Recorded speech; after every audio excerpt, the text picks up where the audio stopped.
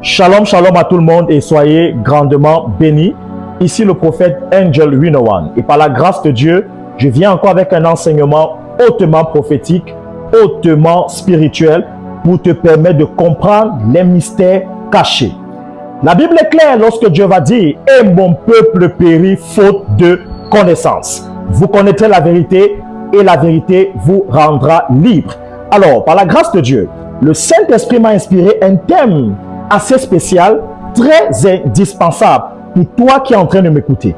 Et je suis convaincu qu'après m'avoir écouté, il y a quelque chose qui va changer en toi et tu vas entrer dans une autre dimension. Je parlerai de comprendre la numérologie dans le monde spirituel, dans le monde prophétique. Et je vais expliquer comment est-ce que les sorciers font pour trafiquer les chiffres et les dates pour pouvoir attaquer. Alors, sans plus tarder, laissez-moi ouvrir la Bible et vous expliquer un mystère. La Bible dit dans Genèse chapitre 1, le verset 14. Écoutez très bien. Dieu dit qu'il y ait des luminaires dans l'étendue du ciel pour séparer le jour d'avec la nuit, que ce soit des signes pour marquer les époques, les jours et les années. Alors, vous êtes d'accord avec moi que lorsque Dieu a créé les grands luminaires, tels que le soleil, la lune, les petits luminaires tels que les étoiles, Dieu a marqué cela pour essayer d'identifier les époques, les années et les jours. Vous deviez comprendre que une journée est un mystère, une nuit est un mystère, un chiffre est un mystère et une saison est un mystère. Vous allez comprendre que à chaque fois qu'une saison change, un mystère change, quelque chose se passe. Il y a des esprits qui entrent en scène pour utiliser les temps, les époques, tout ce que nous pouvons imaginer pour frapper. Alors, pour essayer d'entrer en profondeur, permettez-moi ici de lire une autre histoire dans la Bible pour que vous compreniez ce que je vais expliquer. Alors, sans plus tarder, je vais ouvrir ma Bible dans Esther, le livre d'Esther, le chapitre 3. Et je vais lire le verset 7. Écoutez bien ce que la Bible dit. Esther chapitre 3, le verset 7. La Bible dit, au premier mois, qui est le mois de Nisan, la 12e année du roi Assyrus, on jeta le pur, c'est-à-dire le sort devant Aman pour chaque jour et pour chaque mois jusqu'au 12e mois qui est le mois d'Adar. Alors, voici un personnage qu'on va appeler Aman. Aman était un sorcier, suffit que je le dise, parce que Aman opérait avec des forces occultes, avec des forces ténébreuses. Et Aman était l'un des personnages qui n'aimait pas le peuple d'Israël. Aman veillerait ou alors veillait jour et jour afin que Israël tombe, afin que Israël soit anéanti. En fait, Aman se rassurait qu'il partait faire des mauvais témoignages afin que le roi punisse Israël ou le roi se lève contre le peuple d'Israël. Mais ici spécialement, Aman va essayer d'aller toucher à des forces occultes. Il va essayer de toucher à la sorcellerie. Il va essayer de toucher la magie pour pouvoir attaquer Israël. Mais sauf que lorsqu'il va aller rencontrer les personnes qui sont mandatées à détruire des personnes, parce qu'il faut comprendre comme ça, qu'il y a ce qu'on appelle des catégories de sorciers qui n'ont pas besoin d'être en face de toi, ils n'ont pas besoin de te rencontrer pour te faire du mal. Il suffit qu'ils entrent dans leur monde, il suffit qu'ils touchent à des choses compliquées et ils peuvent avoir accès à toi par ta photo, par quelque chose que tu as touché. En tout cas, vous savez très bien ce que je vais expliquer. Alors, lorsque Aman va donc aller rencontrer certains féticheurs pour pouvoir frapper Israël, il va se rendre compte que lorsqu'il va aller rencontrer ces féticheurs, le jour où il est parti les rencontrer n'était pas un jour favorable pour attaquer Israël. Mais lorsqu'ils vont jeter les gris au sol, écoutez bien ce qui va se passer. Je vais relire le verset. Esther chapitre 3, le verset 7. Au premier mois qui est le mois de Nisan, la 12e année du roi Assyrus, on jeta le pur, c'est-à-dire le sort devant Aman pour chaque jour et pour chaque mois jusqu'au 12e mois. Ça veut dire que lorsque Aman est allé rencontrer les féticheurs et qu'on a jeté le pur, c'est-à-dire un mauvais sort comme des gris-gris, et en fait, quel était le rôle de ces gris-gris? Le rôle de ces gris-gris ou alors le rôle de ces éléments était là pour donner la date exacte à laquelle on devait frapper Israël. Vous devez comprendre que les sorciers ne peuvent pas utiliser toutes les dates pour vous frapper. Il y a des dates appropriées. Il y a des dates stratégiques. où les sorciers trouvent favorable de vous attaquer.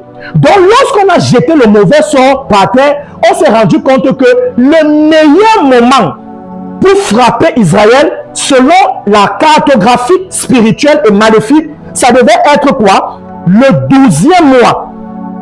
Ça devait être le 12e mois. Donc, le 12e jour du 12e mois. C'était là l'élément favorable pour attaquer Israël.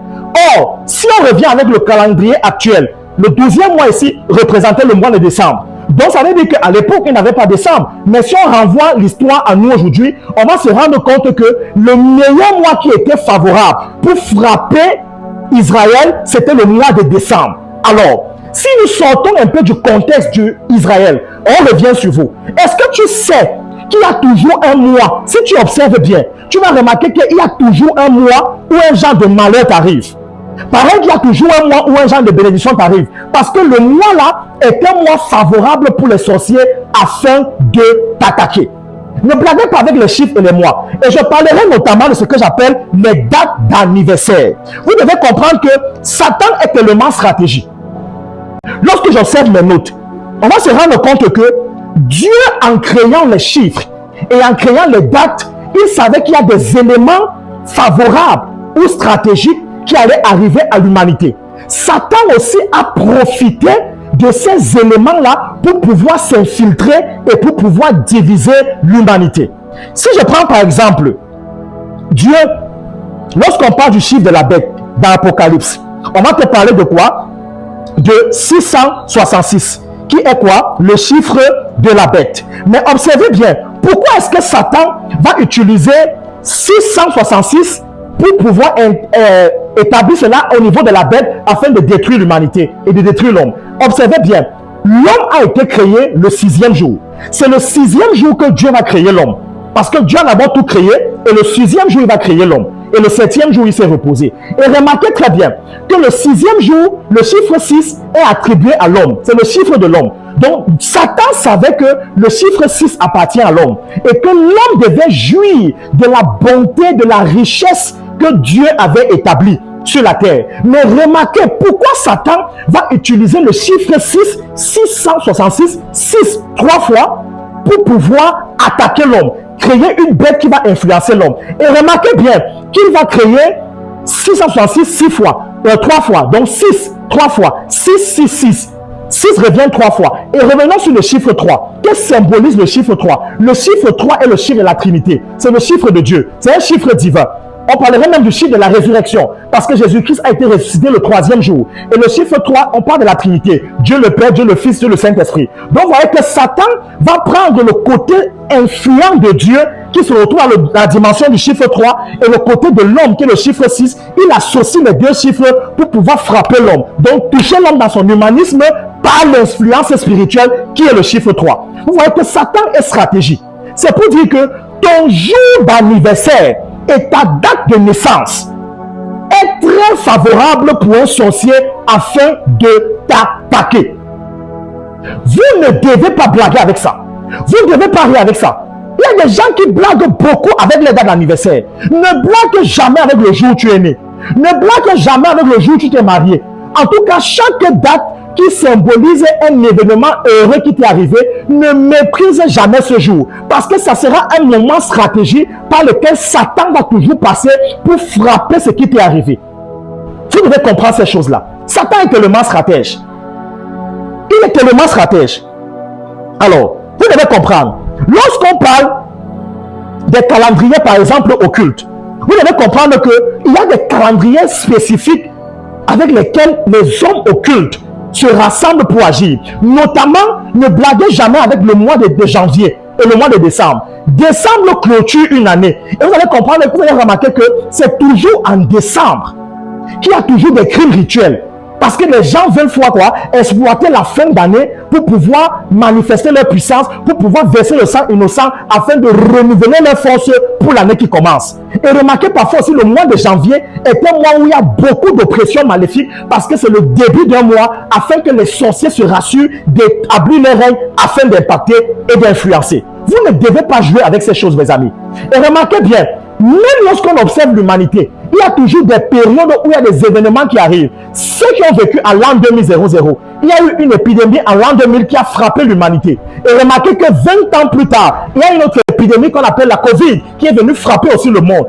Et je suis sûr, et attachez vos ceintures et soyez attentifs, 20 ans encore plus tard, il y aura quelque chose qui viendra encore frapper l'humanité. Ce n'est pas une prophétie, mais c'est un fait spirituel. Donc Satan profite des chiffres, des nombres et des dates pour attaquer. Ne blaguez jamais avec ces choses.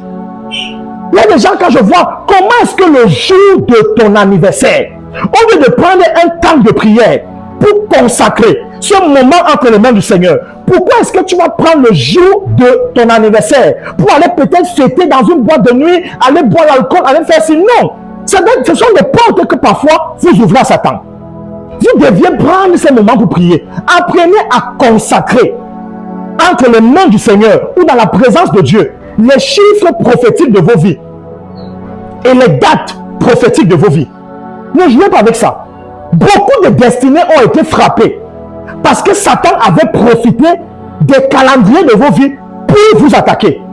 Il a dit qu'ok, il sait que le jour où tu es né, c'est le jour où les hommes vont te souhaiter Happy Birthday ou joyeux anniversaire. C'est le jour où les gens vont t'acclamer, vont te célébrer, vont te lever, vont te faire du bien. Il sait qu'il y aura toute une énergie derrière que les gens vont te donner, vont te transmettre afin que tu sois dans le bonheur. Il va donc profiter de ces énergies-là, de ce jour-là pour t'attaquer.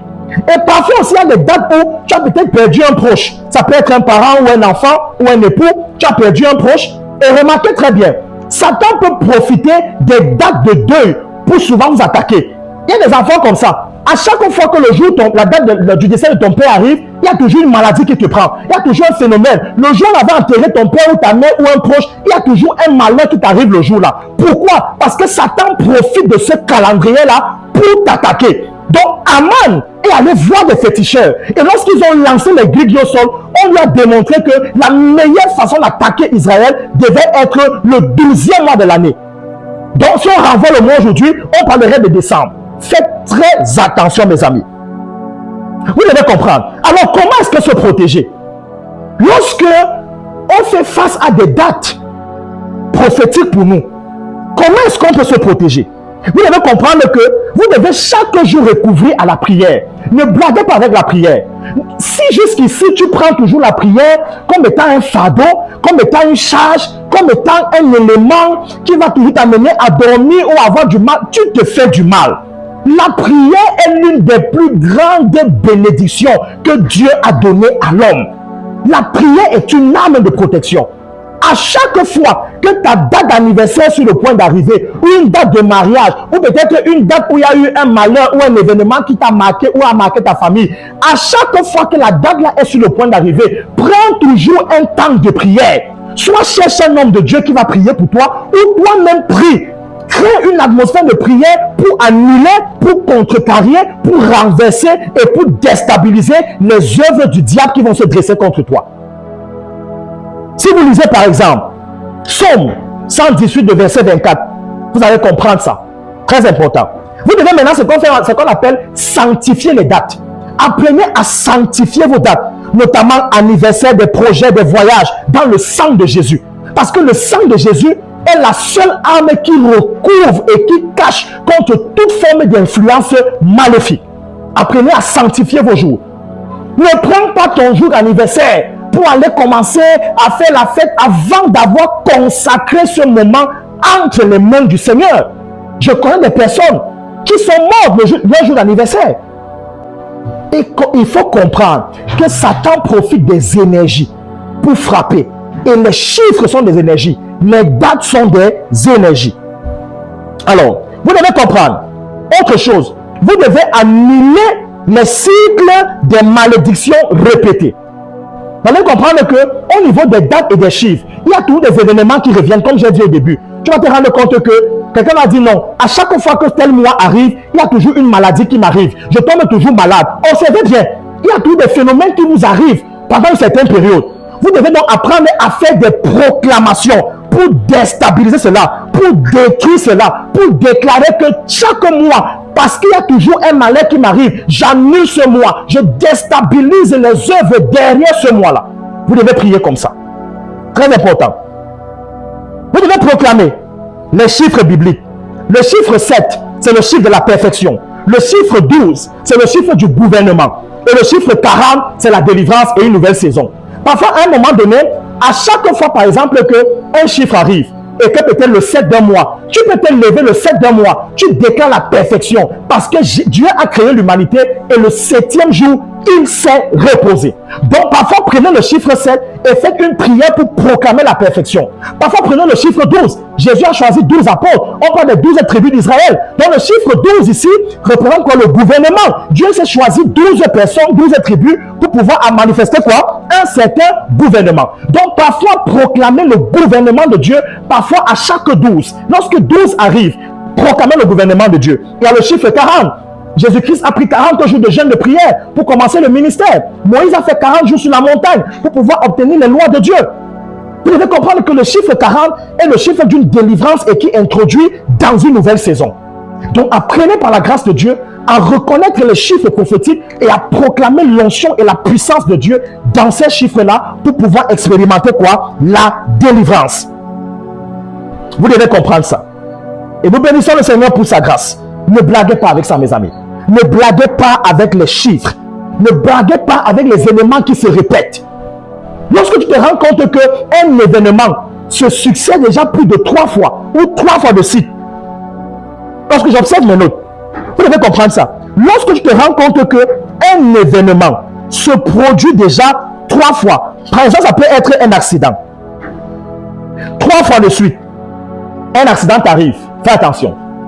Un malheur qui t'arrive 3 fois la même saison, fais attention. Ça veut dire que c'est déjà Satan qui est derrière la scène. Parfois, le problème avec les enfants de Dieu, c'est que beaucoup d'enfants de Dieu n'arrivent pas à comprendre le langage des chiffres. Dieu a beaucoup travaillé avec les chiffres. Les chiffres est un langage. Il y a des messages qui passent par des chiffres. Un malheur qui t'arrive 3 fois de suite, fais attention. Ça veut dire que derrière ce malheur-là, Satan a déjà mis une influence spirituelle. Parce que le chiffre 3 est le chiffre de Dieu, la Trinité. Le chiffre de la puissance de Dieu. Donc si tu te rends compte qu'un malheur t'arrive 1 fois, ok, laisse. 2 fois, laisse encore. Mais 3 fois, sache que Satan est déjà derrière la situation. Lorsque tu te rends compte qu'un même malheur t'arrive déjà 7 fois, fais attention. Ne blaguez pas avec le chiffre 3 et le chiffre 7 lorsque des malheurs vous arrivent. Un malheur qui t'arrive 7 fois de suite, ça veut dire que Satan a déjà établi la perfection dans ce malheur. C'est un malheur qui va désormais être dans ton ADN. Donc levez-vous parfois et priez par la grâce de Dieu. Là était mon message pour vous faire comprendre ce mystère.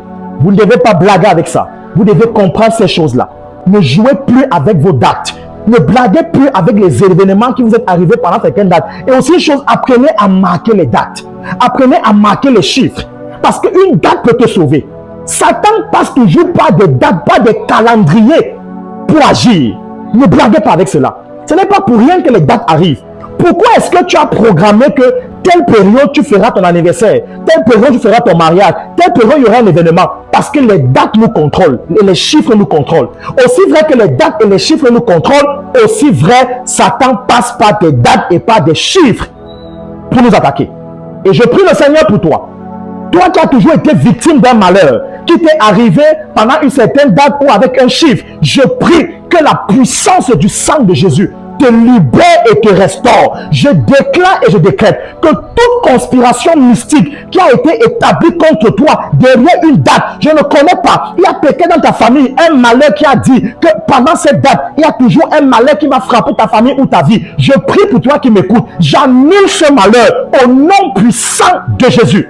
Je déclare, tu es béni, tu es restauré. Que la main de Dieu soit sur toi et que cette main t'élève. Alors, toi qui m'as écouté, n'oublie pas, abonne-toi, active la cloche de notification pour ne plus rater l'enseignement. Que Dieu vous bénisse. Shalom.